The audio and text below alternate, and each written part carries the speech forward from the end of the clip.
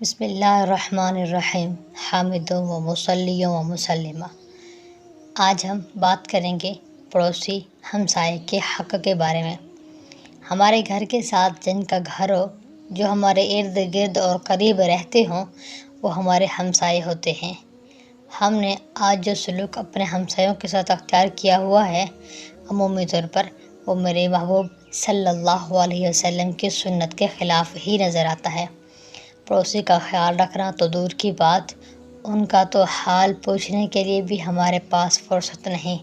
حال پوچھنا تو دور کی بات، اگر گھر میں کوئی مصیبت آ جائے تو کہتے ہیں ہماری خوشی ہمارے پڑوسیوں سے برداشت نہیں، ہم سیاست کرتے ہیں، ہمیں نظر ماری ہے یا ہم پر جادو کیا ہے۔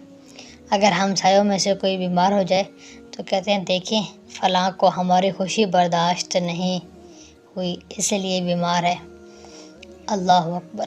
ہمارا رویہ نبی کریم صلی اللہ علیہ وسلم کی تعلیمات کے بالکل الٹ ہے۔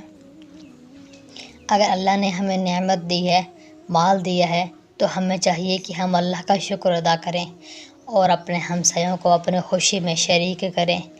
اللہ کی مخلوق کی ناقدری کر کے ہم اپنے آپ کو خود مصیبتوں کی طرف دھکیل رہے ہیں۔ ایک حدیث پاک میں ہے، محبوب صلی اللہ علیہ وسلم کا ارشاد ہے، ان کے مخلوق ساری کی ساری اللہ کی عیال ہے، بس اللہ کو وہ شخص بہت محبوب ہے جو اس کی مخلوق کے ساتھ احسان کرے۔ مخلوق کے اندر انسان، مسلمان، کافر، حیوان سب داخل ہیں۔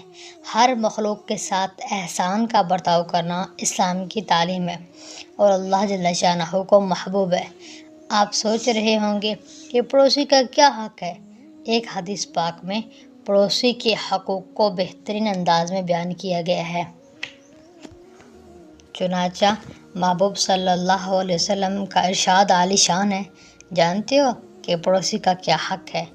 اگر وہ تجھ سے مدد چاہے تو تو اس کی مدد کر، اگر قرض مانگے تو تو اس کو قرض دے، اگر محتاج ہو تو تو اس کی اعانت کر، اگر بیمار ہو تو عیادت کر، اگر وہ مر جائے تو اس کے جنازے کے ساتھ جا، اگر اس کو خوشی حاصل ہو تو مبارکباد دے، اگر مصیبت پہنچے تو تو تعزیت کر، بغیر اس کی اجازت کے اس کے مکان کے پاس اپنا مکان اونچا نہ کر جس سے اس کی ہوا رک جائے، اگر تو کوئی پھل خریدے تو اس کو بھی ہدیہ دے دے، اگر یہ نہ ہو سکے تو پھل کو چھپا کر لاؤ تاکہ وہ نہ دیکھے، اور اس پھل کو تیری اولاد باہر لے کر نہ نکلے تاکہ پڑوسی کے بچے اس کو دیکھ کے رنجیدہ نہ ہوں، اور اپنے گھر کے دھوئیں سے اس کو تکلیف نہ پہنچا، یعنی طرح طرح کے کھانے بنا کر جس کی خوشبو پڑوسی تک جائے، مگر اس کے پاس ہستی نہیں ہے کھانے بنانے کی، مگر اس صورت میں کہ جو کچھ تو پکائے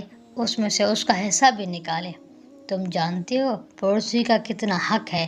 قسم ہے اس پاک ذات کی جس کی قبضہ قدرت میں میری جان ہے، پڑوسی کے حق کو کوئی نہیں جانتا مگر وہ شخص جس پر اللہ رحم کرے۔ تو اب دھیان سے خیال کیجئے اپنے پڑوسیوں کا، کتنے بڑے بڑے حق بیان کیے ہیں میرے آپ کے نبی اکرم صلی اللہ علیہ وسلم نے۔ ایک روایت میں فرمایا، 3 مرتبہ فرمایا، خدا کی قسم مومن نہیں ہے، خدا کی قسم مومن نہیں ہے، خدا کی قسم مومن نہیں ہے۔ صحابہ نے عرض کیا، کون یا رسول اللہ؟ حضور صلی اللہ علیہ وسلم نے فرمایا، جس کا پڑوسی اس کی مصیبتوں سے محفوظ نہ ہو۔ ایک اور جگہ میرے محبوب صلی اللہ علیہ وسلم کا ارشاد ہے کہ حضرت جبرائیل مجھے پڑوسی کے بارے میں اس قدر تاکید کرتے رہے، مجھے ان کی تاکیدوں سے یہ گمان ہوا کہ پڑوسی کو وارث بنا کر رہیں گے۔ اس موضوع پر آئندہ بھی میں بات کروں گی۔ امید کرتی ہوں میری باتیں آپ کو پسند آئی ہوں گی۔ مجھے دعاؤں میں یاد رکھیے گا۔ السلام علیکم۔